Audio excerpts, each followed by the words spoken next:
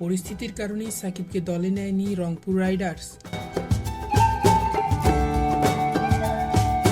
আসন্ন global super লিগকে সামনে রেখে সাকিব আল হাসানকে দলে ফেরাতে চেয়েছিলেন রংপুর রাইডার্স। তবে সেই চাওয়া থেকে সরে এসেছে ফ্র্যাঞ্চাইজিটি। দেশের বর্তমান পরিস্থিতি বিবেচনা করে সাকিবকে দলে ফেরায়নি দলটি। রোববার আনুষ্ঠানিকভাবে এমনটি জানিয়েছেন রংপুর রাইডার্সের টিম ডিরেক্টর সানিয়ান তানিম। সানিয়ান বলেন, সাকিব আল হাসান এখনও বাংলাদেশের অন্যতম মূল্যবান ক্রিকেটার। শুধু তাই নয়, বিশ্বের যে কোনো ফ্র্যাঞ্চাইজি লিগেও তার চাহিদা রয়েছে। আমরা তাকে দলে নিতে চাইনি এমন নয়,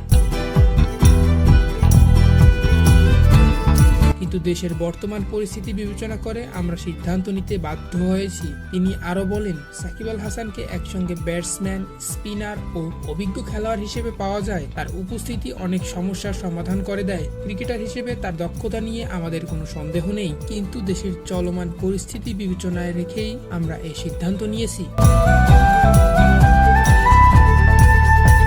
ক্রিকেট পাড়ায় গুঞ্জন শোনা গেছে এবং সামাজিক যোগাযোগ মাধ্যমেও বিভিন্ন নিউজে দেখা গেছে উপর মহলের চাপ থাকার কারণে সাকিবকে দলে নিতে পারেনি রংপুর রাইডার্স।